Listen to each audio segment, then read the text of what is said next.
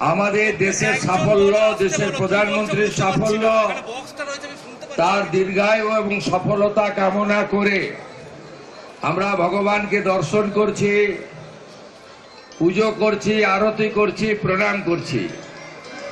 আমি সমস্ত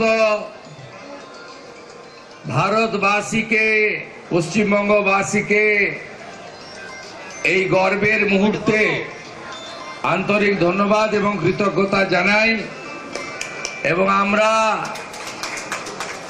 এই নিউ টাউনের পবিত্র রাম মন্দিরে আমরা 4টি মন্দিরে পুজো যজ্ঞতে অংশগ্রহণ করে বিশ্বের সর্বশ্রেষ্ঠ জনপ্রিয় নেতা নরেন্দ্র মোদীজির নেতৃত্বে 2047-এ ভারত যাতে বিকশিত ভারত হয় এবং ভারত যাতে বিশ্বগুরুতে পরিণত হয়, এই প্রার্থনা ভগবানের কাছে করলাম।